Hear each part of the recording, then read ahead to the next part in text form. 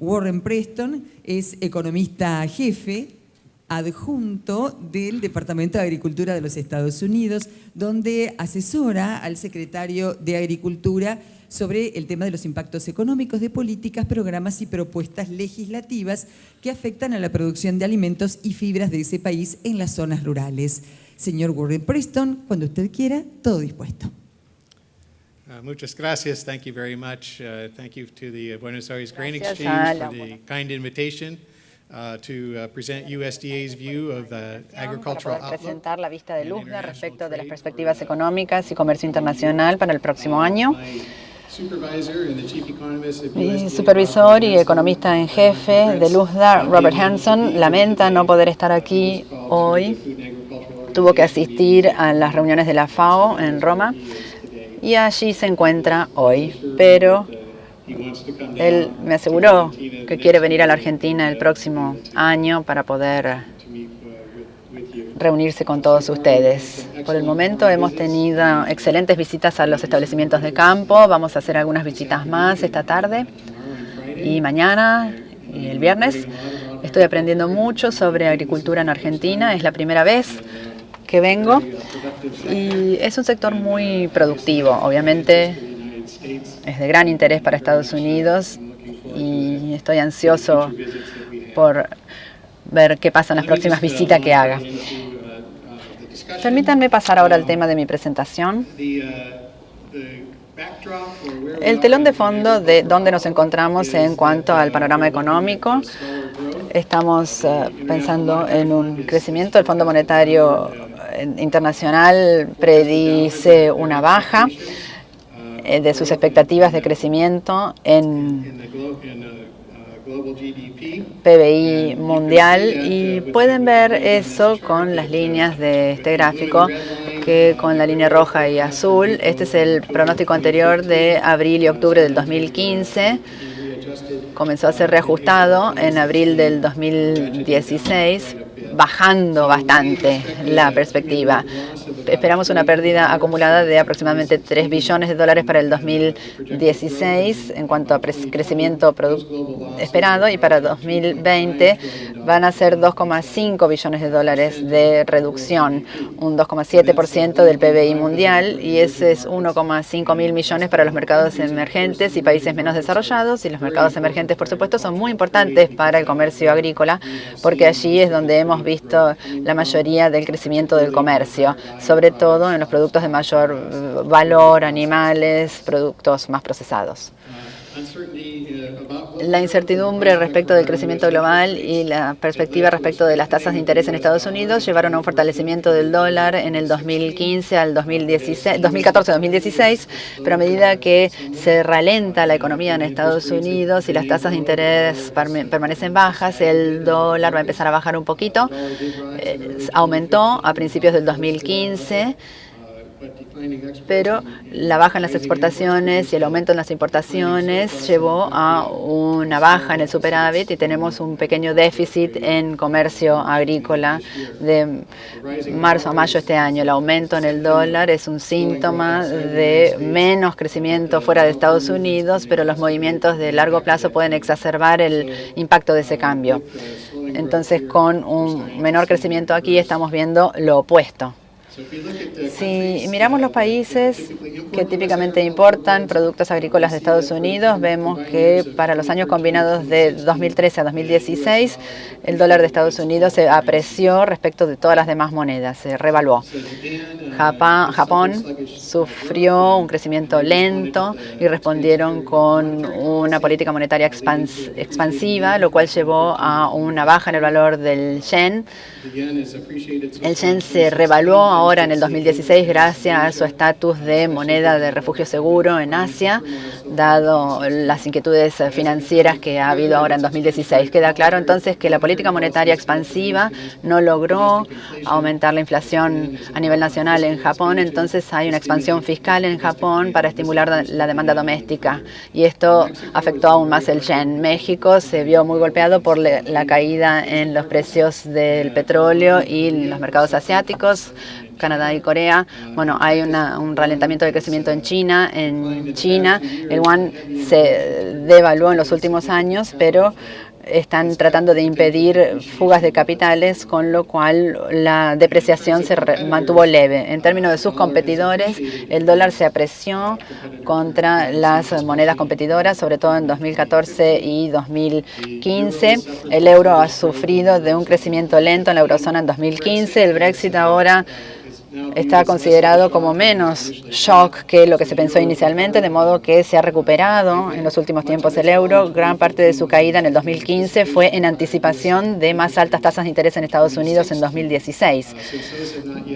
Eso todavía no se concretó, de modo que ha habido cierta recuperación del euro este año, a pesar de que el Banco Central Europeo pasó a tasas de interés negativas en los depósitos bancarios. Canadá se vio muy afectada por la caída en los precios del petróleo y otros commodities que ha persistido en el 2016. Argentina y Rusia han experimentado una inflación rápida, causada principalmente por las políticas fiscales, y ambos países siguen estando en recesión, están luchando. Más recientemente, la decisión de Argentina de dejar que el peso flote significó una devaluación marcada que persistió en el 2016, y ahora vemos que el valor del peso se ha estabilizado desde el final de la primavera. El principal mercado de exportación de Australia es China, y la desaceleración allí los afectó mucho. Sin embargo, las tasas de interés relativamente altas han ayudado al dólar australiano a evitar caer demasiado este año. Brasil sufre por la caída de los precios en los commodities, un crecimiento económico negativo y mucha fuga de capital. Pero la perspectiva de un gobierno más amigable para con los negocios ha aumentado un poco el valor real en los últimos tiempos. De modo que para Estados Unidos prevemos que las exportaciones estén a 127.000 millones de dólares, es decir, una baja de aproximadamente 9,1% respecto del año 2015, pero en el 2017 esperamos que las exportaciones se recuperen, esperamos que las exportaciones agrícolas se recuperen a 133.000 millones de dólares, un aumento de 4,7% respecto de este año. Gran parte del aumento en el valor en 2017 se debe a más altos volúmenes y precios de soja, con una ayuda significativa de mayores exportaciones de algodón, animales, productos de origen animal, lácteos y aves y aviares. Un tercio de la caída de 2015 a 2016 provino de las menores ventas a China. Se prevé que Canadá sea nuestro principal cliente en el 2016, pero casi el 60% del aumento que estamos proyectando para 2017 proviene de China, sobre todo en más altos volúmenes y valores para soja, más aumentos para carne de cerdo y frutos secos, y esperamos que China vuelva a ser el principal cliente de Estados Unidos en 2017. Mirando ahora los mercados mundiales, vemos que se espera que el comercio mundial aumente en la próxima década para cereales y oleaginosas. Esperamos que el comercio global de trigo aumente en un 17%, que aumente en un 15% en el caso de los granos gruesos, 24% de aumento para soja, para maíz, 25% para maíz, 24% para soja. Estados Unidos espera que siga siendo el principal exportador de algodón y maíz en los próximos 10 años. Se espera que Brasil siga siendo el principal exportador de soja, y se espera que la Unión Europea siga siendo el principal proveedor de trigo al mercado global. China es una historia muy importante cuando hablamos sobre comercio mundial. Las exportaciones a China aumentaron en más de un 125% en los últimos 10 años. China ahora representa el 63% del comercio mundial de soja. El cambio más significativo en las proyecciones de este año es un menor crecimiento, una menor velocidad de crecimiento de las importaciones de granos. Nuestra proyección de la demanda de granos de China baja en aproximadamente un tercio respecto del año pasado. ¿Y por qué? Es porque China ha estado acumulando stocks de maíz desde el 2011 por sus precios sostén domésticos, y ahora tienen aproximadamente el 50% de las reservas mundiales de maíz, y han comenzado a deshacer esa posición, y esperamos que China limite las importaciones de maíz para evitar que siga aumentando su reserva de maíz. Por otro lado, Desde el lado de las exportaciones esperamos en Brasil que los productores respondan a los precios relativamente altos de soja y maíz, dada su actual devaluación de la moneda, y se espera que aumente la producción en los próximos 10 años. Esto se va a traducir en mayores exportaciones de Brasil, y en relación con nuestras proyecciones del año pasado, estimamos que las exportaciones de Brasil de maíz y soja van a ser más altas en aproximadamente un 10% para cada año durante el periodo de proyección. El aumento en la demanda de alimentos es particularmente sensible para el crecimiento en lo per cápita en los países en desarrollo. Los mercados emergentes en general tuvieron más altas tasas de crecimiento de Producto Bruto Interno Real per cápita y representaron todo el crecimiento de volumen en las exportaciones de Estados Unidos de productos agrícolas a granel e intermedios. El volumen de exportaciones de Estados Unidos de productos agrícolas a granel e intermedios para los países desarrollados se redujeron esos volúmenes durante el periodo, y las exportaciones de Estados Unidos de bienes destinados al consumo crecieron aproximadamente un tercio de rápido en comparación con los mercados emergentes. Quiero hacer una mención rápida de la importancia de los acuerdos regionales de comercio y las exportaciones agrícolas. Estamos trabajando, la administración se está promoviendo en el Congreso de Estados Unidos la sanción del Acuerdo Transpacífico. Esto muestra el tamaño de ese bloque comercial. El total de comercio de Estados Unidos de 1,4 billones de dólares, importaciones y exportaciones combinadas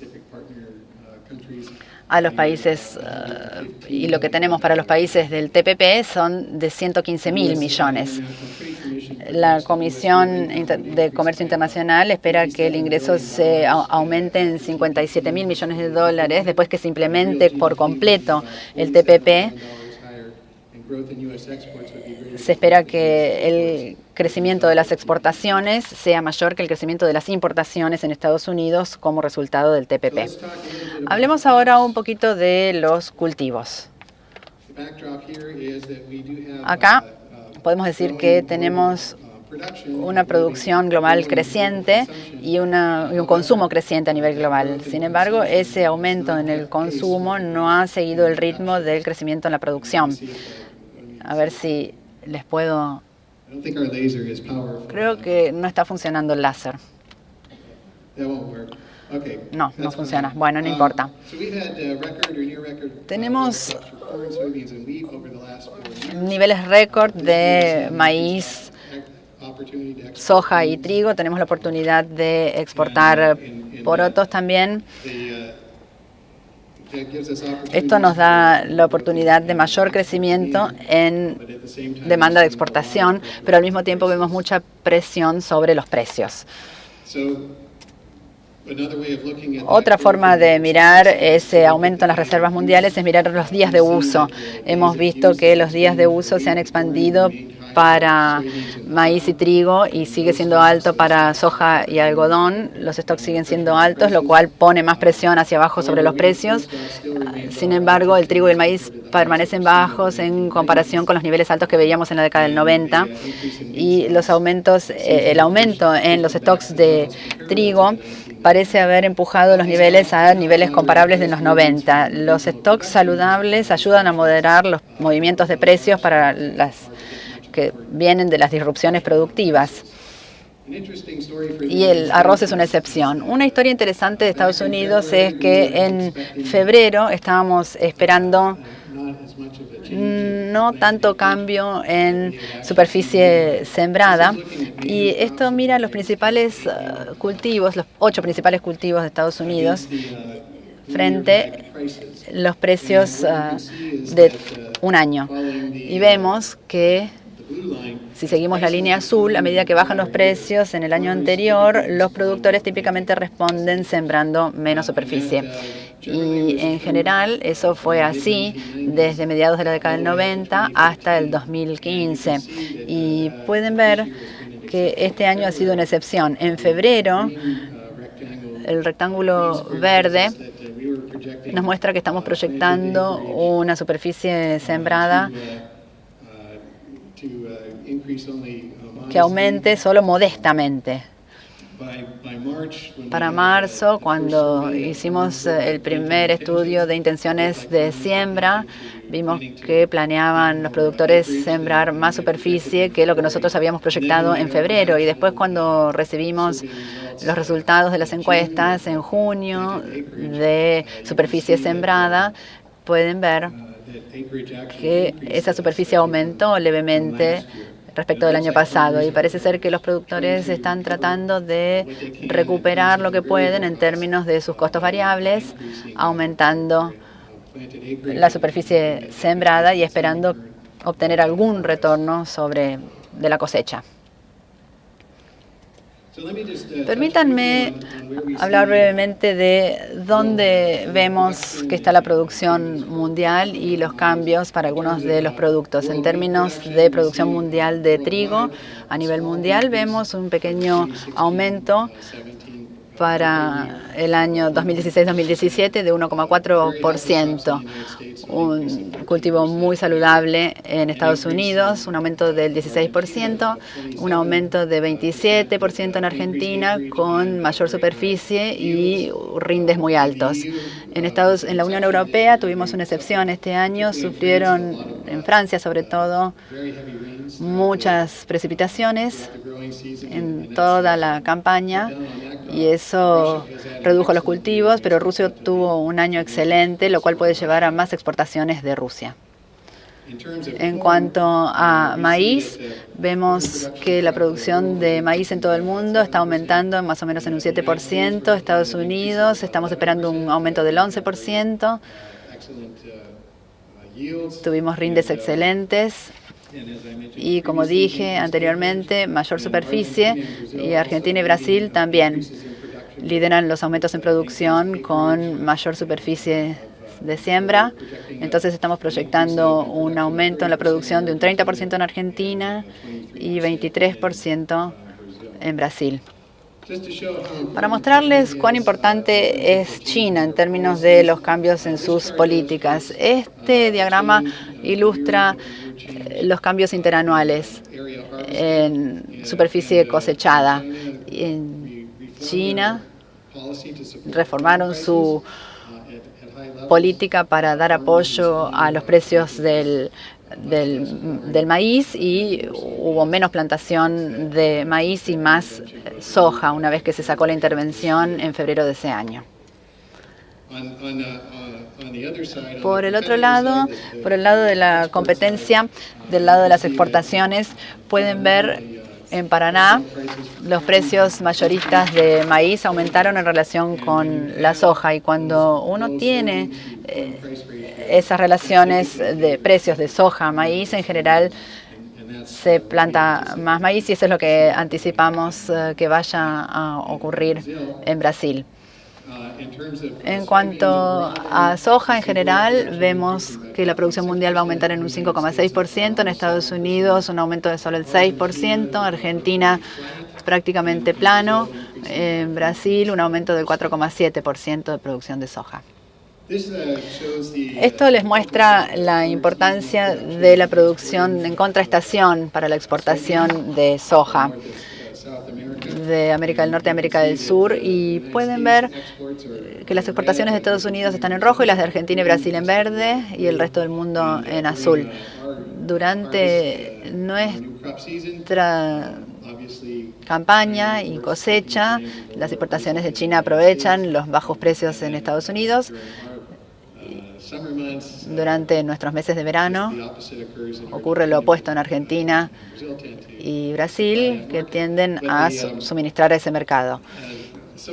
Pero algunas de las dificultades con la lluvia que tuvieron aquí en Argentina este año realmente contribuyeron a algunos movimientos inusuales para Estados Unidos en términos de exportaciones. Realmente vimos un rebote en nuestras ventas de soja de segunda, que normalmente no tendríamos, y esto muestra las ventas de exportación de soja pendientes, es decir, las ventas que deben reportar los exportadores al USDA en Estados Unidos. Y pueden ver que desde 1990 llegamos a un nivel récord en términos de ventas de exportación, por lo menos las ventas de exportación reportadas en ese periodo, a finales de julio, para el mes de julio. El registro anterior, el récord anterior fue en el 2011, con 143 millones de bushels, y este año aumentó muchísimo a 230 millones de bushels. Esto nos da un aumento inesperado en los precios de la soja en Estados Unidos, aprovechando el cultivo, la cosecha del año pasado. Entonces, en términos generales, esperamos que los precios se moderen y que permanezcan por encima de los niveles vistos en el periodo 2000-2003. Y creo que estas diapositivas se las van a poder llevar, ¿no es cierto? Después van a estar disponibles para el público, no sé. Pero bueno, ojalá tengan acceso a esta información, a estos gráficos. Pero pienso en términos de dólares por bushel. Esperamos precios de trigo que baje sustancialmente respecto del año pasado. Maíz también una caída a $3.20 por bushel. Soja, $9.05 por bushel. Entonces, más o menos manteniéndose respecto del año pasado, variando levemente. Los precios del algodón se espera que aumenten un poquito. Y el arroz se espera que baje significativamente. Permítanme hablar ahora de la situación del sector agrícola de Estados Unidos. Vemos que el ingreso neto del productor baja, pero la relación deuda-activo sigue siendo baja. Entonces esperamos que el ingreso neto del productor baje más o menos en un 11,5% a 9,3 mil millones de dólares, que va a ser el más bajo desde el 2009. Y el año pasado el ingreso neto del productor cayó en un 13%.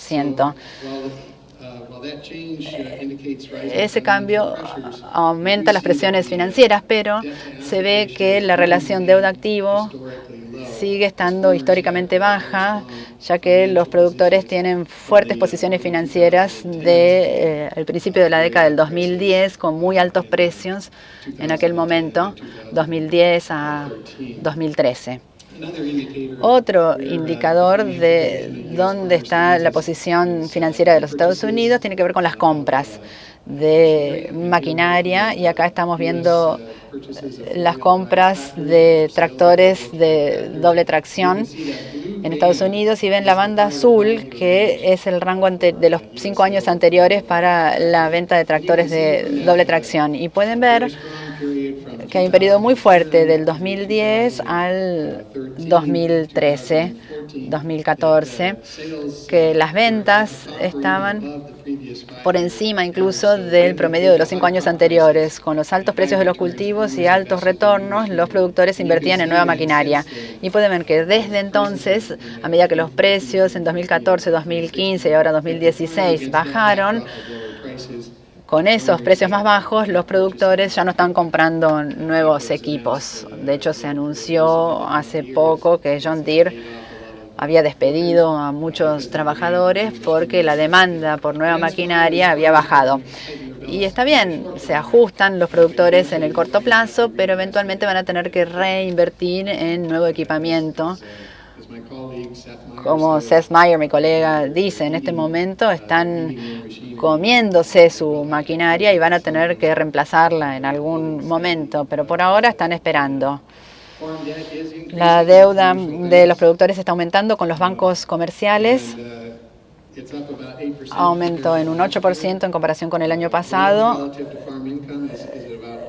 Los préstamos en relación con el ingreso de los productores está más o menos al 1%, es el doble del nivel del 2014 y es el nivel más alto desde la década de 1980, desde mediados de esa década.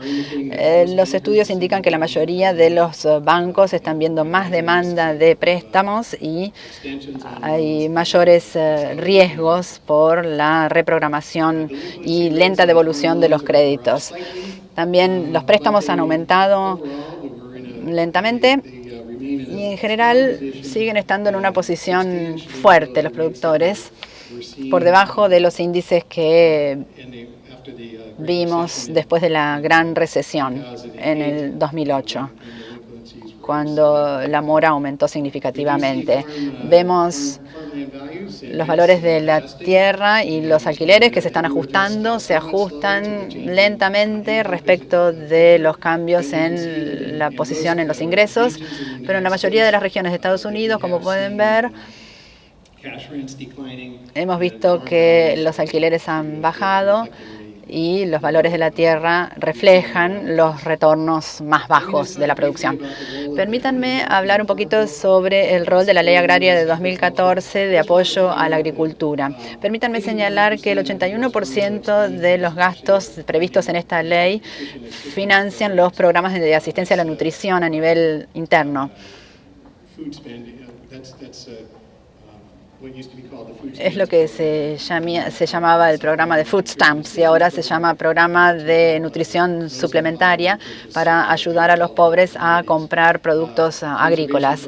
Los programas de conservación representan el 4%, seguro de cultivo 7% y los programas para commodities 7% de las asignaciones de USDA. Entonces, la cobertura de riesgo agrícola es uno de los principales programas de apoyo que se introdujeron en la Ley Agraria de 2014. Es un programa de nivel local y se acaban de anunciar, se anunciaron ayer los pagos. En el 2016,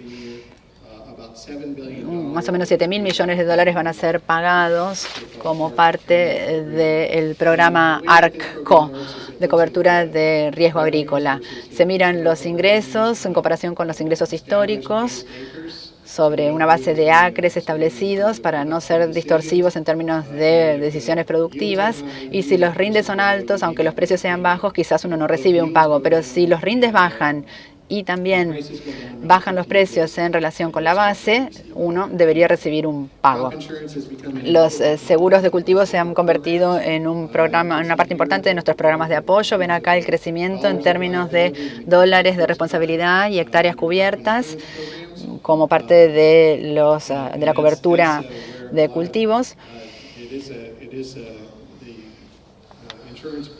Los pagos de los seguros están subsidiados por el USDA, pero los productores tienen que elegir la cobertura que quieren.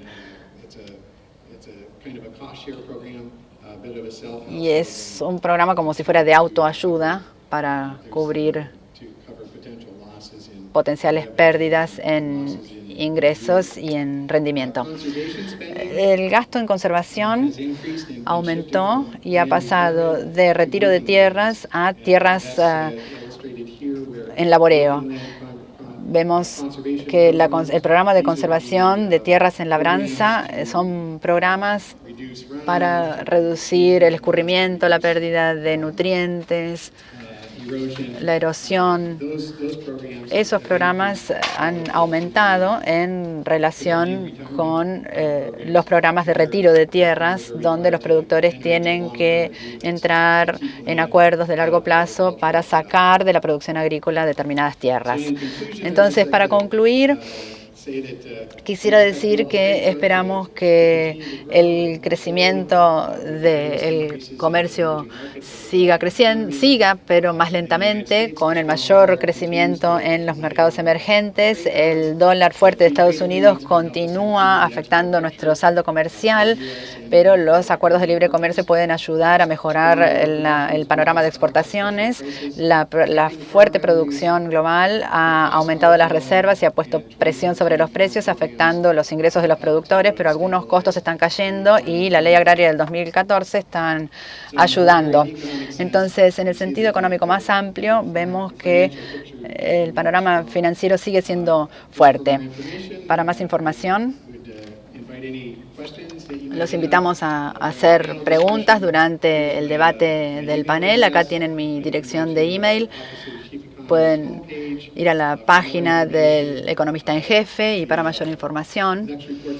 El próximo informe que va a salir va a ser el del 12 de octubre con estimaciones de oferta y demanda y producción de cultivos. Y El foro de 2017 del USDA va a tener lugar del 23 al 24 de febrero de 2017. Están todos invitados a asistir y a aprender o escuchar cuáles son las primeras previsiones del USDA. Muchas gracias por su atención, por su tiempo.